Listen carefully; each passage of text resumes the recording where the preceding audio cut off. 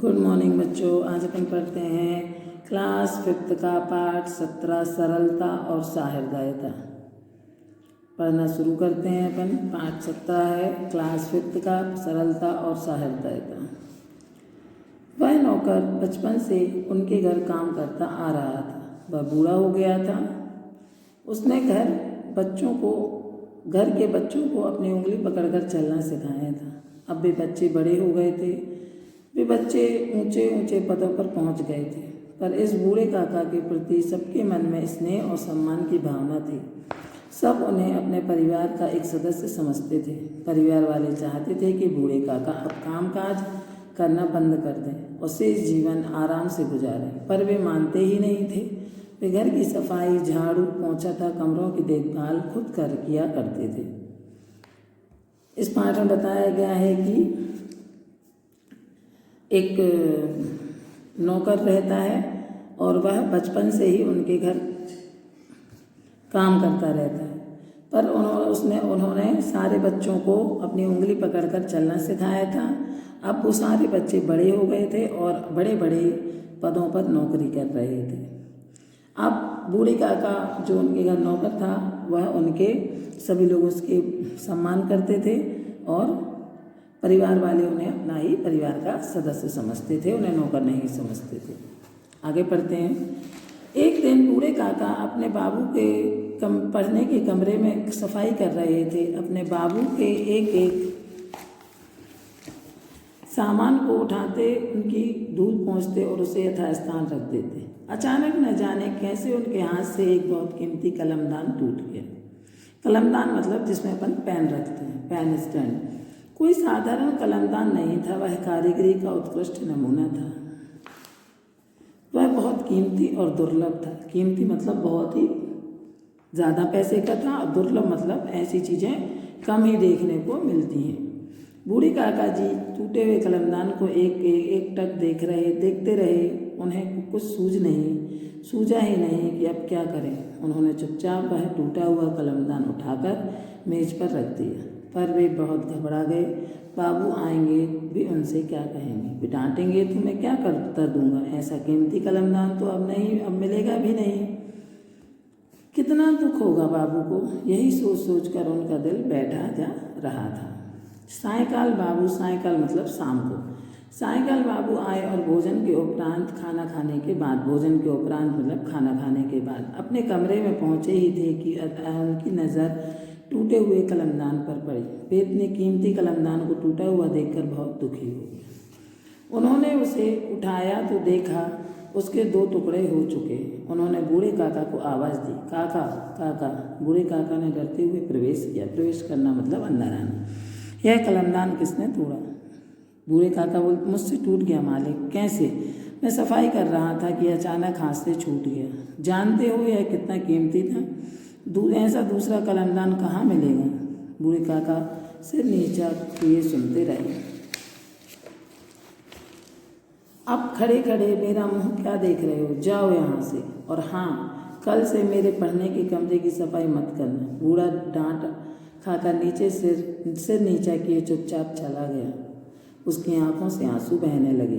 पहले अपने बाबू से उसे कभी डांट नहीं खानी पड़ी थी। रात हो गई। बाबू अपने बिस्तर पर लेटे लेटे सोने की कोशिश कर रहे थे, पर न जाने क्यों आज नींद आने का नाम नहीं ले रही थी। उनका मन अशांत था। वे रह रहकर अपने कलमदान, बूढ़े काका और उनके प्रति व्यवहार के बारे में सोच रहे थे। बचपन से ही काका हमारे यहाँ काम कर रहे हैं। इन्होंने तो मुझे उंगली पकड़कर चलना सिखाया। क्या उनके प्रति मेरा ऐसा कठोर व्यवहार उचित था? क्या एक कलमदान एक व्यक्ति के सम्मान से अधिक कीमती है? अगर गलती से उनसे वह कलमदान टूट भी गया तो क्या हुआ? यदि वह मुझसे गिरकर टूट जाता तो? कितनी सेवा की उन्होंने हमारे परिवार की, कभी शिकायत का मौका नहीं दिया, पर आज मैंने उन पर इतना क्रोध करके क्या उनकी सारी सेवाओं पर पानी नहीं फेर दिया? इस तरह के अनेक सवाल बाबू के मन में उठते और उनका मन अधीर हो उठता। रात काफ़ी हो चुकी थी। बाबू ने बूढ़े काका को आवाज़ दी। बूढ़े काका को भी सो नहीं रहे थे। वे अपनी गलती को याद करके आंसू बहा रहे थे। अचानक बाबू की आवाज़ सुनकर उन्होंने आंसुओं को पोंछा और वे डरते डरते बाबू के कमरे की ओर जाने लगे, परंतु नंदू काका ने देखा बाबू उन्हीं की ओर आ रहे हैं। काका की घबराहट और बढ़ गई। वे सोचने लगे शायद बाबू का गुस्सा अभी ठंडा नहीं हुआ, और काका सिर नीचे करके खड़े हो गए। काका मुझे माफ़ कर दो, मैं अपने व्यवहार पर शर्मिंदा हूँ। अचानक बाबू के मुँह से निकला। बूढ़े काका उनके मुँह की ओर देखते रह गए।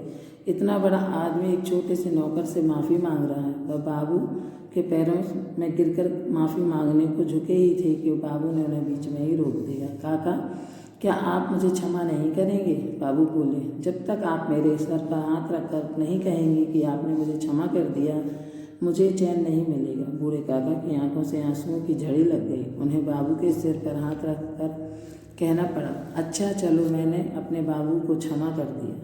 बच्चों, क्या तुम जानते हो बाबू कौन थे? ये बाबू भारत के प्रथम राष्ट्रपति डॉक्टर राजेंद्र प्रसाद थे। यह घटना तब की है जब वे राष्ट्रपति भवन में थे और उनके एक पुराने पूरे सेवक से उनका एक बेशकीमती कलमदान टूट गया था, जो उन्हें किसी बड़े आदमी ने उपहार में दिया था। जरा सोचो, भारत के राष्ट्रपति होकर भी वे कितने उदार, सहृदय और विनम्र थे। घमंड तो उन्हें छू तक भी ना गया था। बच्चों, पाठ 17 में बताया गया है कि हमें हमेशा अपने जीवन में सरलता और सहृदयता, मतलब हमारे जीवन में हमेशा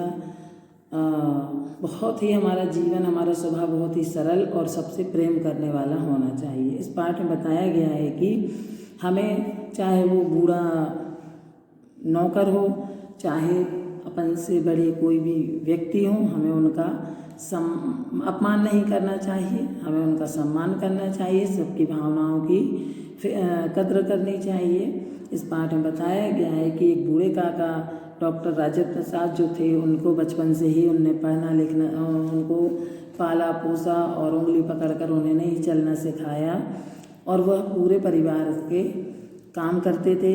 और एक दिन जब वो डॉक्टर राजेंद्र प्रसाद के कमरे में सफाई कर रहे थे, पढ़ाई के वाले कमरे की सफाई कर रहे थे, तो उनके हाथ से एक पेन स्टैंड, कलमदान को बोलते हैं, पेन स्टैंड को कलमदान बोलते हैं, कलमदान टूट गया। तो वह बहुत दुखी हो गए। वह बहुत ही दुर्लभ और कीमती था। दुर्लभ मतलब जिसे पाना सरल ना हो, और कीमती मतलब बहुत ज़्यादा पैसे का, महंगा। ये टूट जाता है तो वह पहले बाबू जो डॉक्टर राजेंद्र प्रसाद है उनको डांट देते हैं, और उसके बाद वो बूढ़े काका दुखी हो जाते हैं और अपनी गलती को मानते हैं। फिर डॉक्टर राजेंद्र प्रसाद को एहसास होता है, बाबू को एहसास होता है कि मुझे डांटना नहीं चाहिए था। क्या एक कलमदान किसी व्यक्ति के अपमान और सम्मान से बड़ा हो सकता है? क्या एक कलमदान के लिए मुझे उनका अपमान करना चाहिए था? और वह उनको बुलाते हैं, उनसे क्षमा मांगते हैं और बोलते हैं कि आप मुझे क्षमा कर दीजिए। इस पाठ में बताया गया है कि जो बाबू थे वो कोई छोटे व्यक्ति नहीं थे, वह भारत के प्रथम राष्ट्रपति डॉक्टर राजेंद्र प्रसाद थे, और वह अपने एक नौकर से क्षमा मांगते हैं। तो वह उनके जीवन में कितनी सरलता है, उनका स्वभाव कितना सरल है, लोगों से प्रेम करने वाला है। और उनसे हमें यह शिक्षा लेनी चाहिए कि हमें कभी किसी का अपमान नहीं करना चाहिए, हमें कभी किसी को दुख नहीं देना चाहिए, हमें किसी को कभी परेशान नहीं करना चाहिए। और हम चाहे कितने भी बड़े पद पर हों, हमें हमेशा छोटों के साथ अच्छा व्यवहार करना चाहिए, अपने से बड़ों के साथ अच्छा व्यवहार करना चाहिए, घमंड नहीं करना चाहिए। डॉक्टर राजेंद्र प्रसाद जो थे वह बहुत ही अच्छे व्यक्ति थे, और उनका जीवन बहुत सरल और सबसे प्रेम करने वाले थे। वो बहुत ही विनम्र, सबको साथ लेने चलने वाले थे, और घमंड तो उनके पास दूर दूर तक नहीं था। तो जो डॉक्टर राजेंद्र प्रसाद थे, हमें उनके जीवन से बहुत कुछ शिक्षाएं लेनी चाहिए। आज अपन ने पढ़ा बच्चों पाठ 17 सरलता और सहृदयता। इसमें अपन ने डॉक्टर राजेंद्र प्रसाद के जीवन के बारे में पढ़ा कि वह कितने सरल स्वभाव के व्यक्ति थे, कितने ही सबसे प्रेम करने वाले थे, बहुत ही कोमल हृदय था उनका और कितने ही बड़े पद पर थे, लेकिन वह अपनी मर्यादाओं को नहीं भूले थे, अपने से बड़ों का सम्मान करना नहीं भूले थे, छोटों को प्यार करना नहीं भूले थे। तो इस पाठ से हमको यही शिक्षा मिलती है कि हमें घमंड नहीं करना चाहिए किसी भी बात पर, बहुत ही प्यार से सबके साथ पेश आना चाहिए और अपने काम को करना चाहिए।